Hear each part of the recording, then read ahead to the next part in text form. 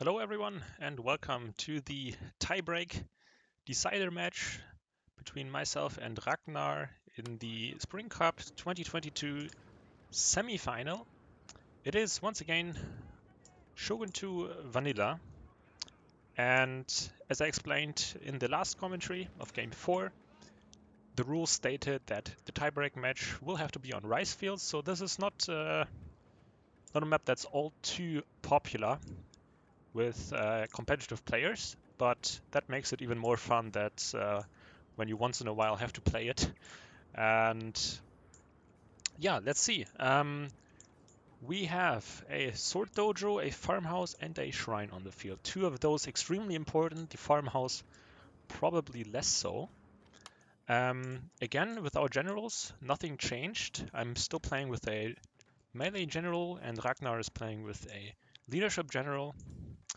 And once again, also, his army is quite big, so he is relying on lower level units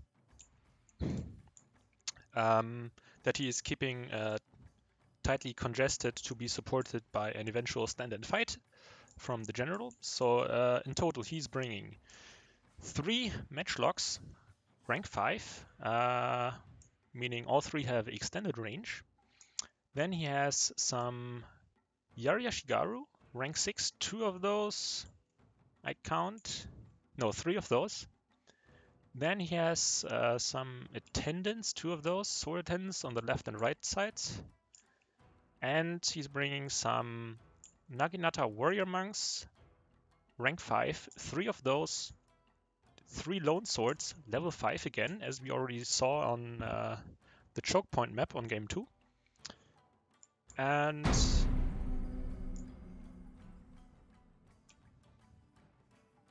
yeah, I just had to count again. I thought I saw 5 Naginata warrior monks, but that wasn't it. The engagement already started, so I'm gonna have to pause and go over my army. I'm bringing 2 matchlocks, also increased range, Terracles and warrior monks, supported by Nagi attendants. I have 2 Nodachi rank 2 on the left, 2 Nodachi, 1 rank 0, 1 rank 2 on the right center, that is to say, and another rank 5 matchlock samurai on the right with a bulletproof Sam going for the shrine. Cavalry wise, I have rank 2 Yariki, 2 of those, 4 of those actually. And we didn't go over his cav because we don't see any yet, but if I remember correctly, I think he should have some hidden, which will reveal themselves at a later point. So right now, really, oh, I forgot to cover this. He has a bow samurai rank 5 with 175 range, which are doing serious damage to my matchlock warrior monks. I just didn't want to get him, didn't want him to have enough space in the center so that he could get the sword dojo uncontested. So I didn't want to pull back with my matchlock warrior monks right from the get-go, which means that now I'm losing them. I'm doing a little damage, but still I'm losing them. This is not ideal. Also, I did a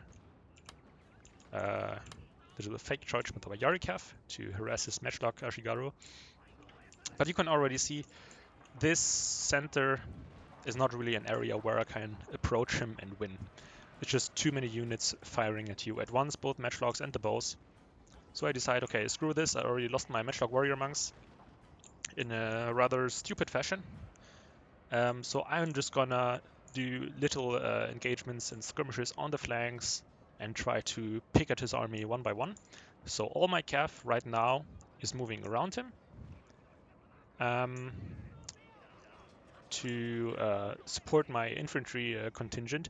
I don't really need to activate my cav as of now because I don't see his cav on the field as of yet, and I'm confident that my melee troops can do damage.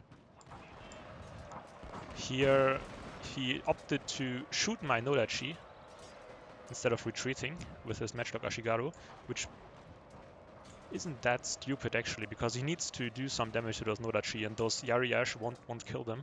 Now he's falling back, which is, I think, a viable option. He's trying to bait me into charging the Yariash. I don't take that offer and just fall back with my Nodachi. So now it's basically a little cat and mouse. So he's going with his Matchlock Ashigaru in front of his spear wall again. In the meantime, my Portuguese Tercos are in a shootout with his Matchlock Ash that they are winning, although taking considerable damage from his bows again. These bows are used very nicely. I think they really complete this army composition. Now I'm trying to, decided to just charge his spear roll head on with my Nodachi to give my Yari calf the room to go at the Matchlock Ashigaru that he's trying to protect in behind. Here I'm activating Banzai with my Nodachi just to hold this to hold up this bundle of units.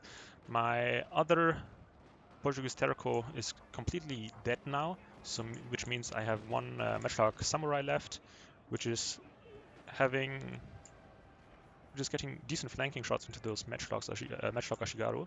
That is a beneficial angle to me. Here we see a head-on charge, Nodachi against Naginata Warrior Monks. This should be a pretty good engagement for me. He should not have taken this. And now we see the cavalry from him emerging from this part of the forest, I believe. It is not great cavalry. I think it's just light cav, 3 of those, because his army was already quite big, so he couldn't afford any Yari cav. I'm just trying to kill them off because I just need to get them off the field so that I can work my calf into his back uninterrupted. Here I got a nice back charge with my Yari calf into his Lone Swords and Matchlock Ashigaru. I'm putting them out right again so that they don't get trapped and sandwiched by this Yari Ash. These Nodachi should do quite well. And now I'm also getting a calf charge into his Matchlock. And you can see that he's trying to fall back to cover for his general that is in stand and fight. To basically pull up a little triangle of spear walls. But I don't think it's quite working because this Yari Ash is only level 6. He doesn't have it doesn't have hold firm. So my Nodachi eventually get into his stand and fight general. But as you can also see, my Nodachi on this side that attacked his spear wall is no longer alive, which means I only have a Nagi attendant here, covered by another 2 Nagi attendants, so my left flank is no longer existent. And now my melee infantry contingent consists of 40 men Nodachi and 9 men Nodachi that are going to rout in a second when Banzai pops off. So I have to basically win this battle with a Matchlock Samurai and a bunch of calf. And that is going to be quite difficult because, as you can see, there's a lot of spear units left. Yari Ash, Nagi Monks, Nagi Monks, Nagi Monks, Nagi Monks, Yari Ash, and not to mention this Bow Sam. So I said in game 1 that the melee general basically has to function as a Joker unit, and now it can function as just that. So this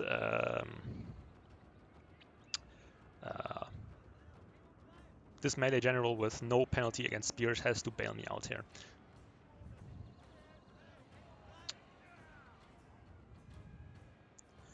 I think I managed to rout his Bocav with my gen, but I have to make sure that they don't come back. So I'm also going on with 2 of my Yariki to basically kill off these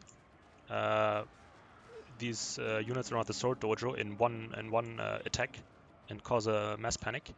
Here, my Matchlock Samurai got caught by his Yari Ashigaru. I still don't know how that could happen because I think I had Yamabushi Guide. And he hasn't yet captured the farmhouse, so technically my Matchlock Sams should be faster than his Yari Ash. Maybe it was some weird movement bug where they walked sideways for a bit and that slowed them down. But this was a huge loss for me, that to lose the Matchlock for basically nothing in return. So now I really only have 2 Nagi attendants, a couple calf, and my melee general. And also we can see a zombie spear wall. This happens sometimes with Yari Ashigaru, that when they rout, they just stay rooted to the ground. Yeah, they're still, the problem is they will still do damage if you run into them. And now I think they just came back, so now they're no longer a zombie spear wall.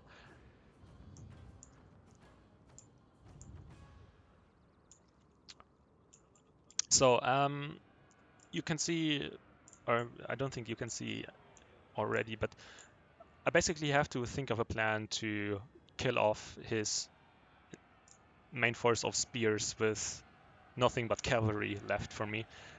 This was a bad decision, I think, from him to have his Nagi warrior monks isolated from my avatar, because the melee general can basically kill off any unit one by one that is unsupported. So he should keep the units that he has remaining as tightly together as possible, so that my general can't just pick him off one by one. He's trying to go for the sword dojo and push off my Yari calf, which I have positioned here to stop him from getting the sword dojo. Problem, of course, is he will never be able to catch it, so at some point I will just come back with my Yari calf and decap the sword dojo again. Same with the farmhouse that is right now in control of Ragnar, so he has a slight speed advantage now. And I'm trying to go for the shrine, but I remember in this game, I think I had to cap the shrine 2 or 3 times until it actually worked, because on rice fields, I mean, the map in itself is problematic enough, but on top of that, you also have the problem that the dojos are sometimes bugged, and you can't capture them fully, or it doesn't work the first time. So I had to spend quite some time here, sitting on the shrine.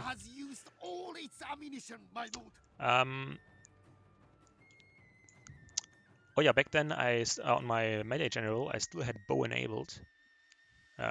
Not with great unit stats, but still bow enabled helped me a little bit to harass his Nagi warrior monks, which only have 2 armor. This isn't, I think this won't be a decisive factor, but it just helps annoy my opponent a little bit. But still, I can't attack him head on right now, because still his units will just annihilate mine. Because they're spear units, they have bonus against calf, each of them 10 for the Nagi warrior monks. Yari Ash have 20 bonus against calf even. So basically what I have to do is use Menpo Mask on my general, which scares enemy units, in combination with shock charges from my calf into the back to break the morale of his units. Remember, he doesn't have a general left, so I just have to be able to mass rout him without actually winning a melee engagement, because the prolonged melee engagement, no matter what I do, I would lose decisively. So it's just a matter of how do I time these engagements to rout him without actually having to beat him. So as you can see, I charged in first my smallest unit, my Yarikav, which means that the models of the Nagi warrior monks all turn towards the charging units. And then I charged in my stronger units, my other Yarikav and my melee general, into the backs, which means that they are less resistant to the charge until they turn again, until their models turn again. And that basically was enough, coupled with the Menpo Mask on my general, to break their morale and just annihilate them. And now you can see the shift in the balance of power. That was basically the game winning move, I think. I'm also here decapping the sword dojo, so I'm delaying the last engagement, the last stand, until my Yarikav has successfully decaptured the sword dojo, which should happen any moment now. Yeah, now it's controlled by nobody, so that's the signal to me that we can go in for the last attack. I think I'm going in. Yeah, I get my Yarikav off their horses, so now they're basically functioning as a regular spear unit, which means they should be able to do a slightly more damage against Yari Ash and Nagi warrior monks. I fake charged my general, going in with the Nagi attendants. Just keep the models busy again, to keep them turning.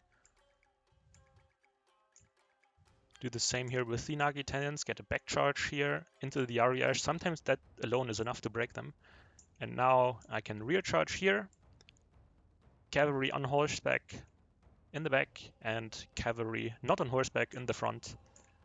These Yariash are wavering already. These Nagi attendants are losing decisively, but it doesn't matter because they're keeping these units busy for my general to go around here and rear charge. And I think this unit I don't even need anymore, but it's good to have anyway. So let's see. Now I'm going in. That's beautiful. One unit routed already. This Nagi warrior monk is supposedly winning, but it's not gonna have the morale for the prolonged fights. And that is going to be it. It was the closest game of all the 5, which is, I think, quite fitting for a tiebreaker, especially since there were so many mistakes made in the beginning. I just underestimated the bow samurai. I didn't think it would annihilate my matchlocks the way like a bow warrior monk would.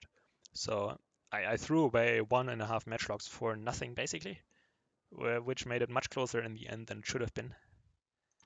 But I think the setup was quite smartly chosen for a leadership general on level 7. Just occupy the spot in the center between the 2 most important dojos, and just have enough mass of units to block any swords or calf, and to have your matchlocks and bows behind and doing the killing. So my avatar as the Joker unit, 258 kills, carrying me to victory in the end.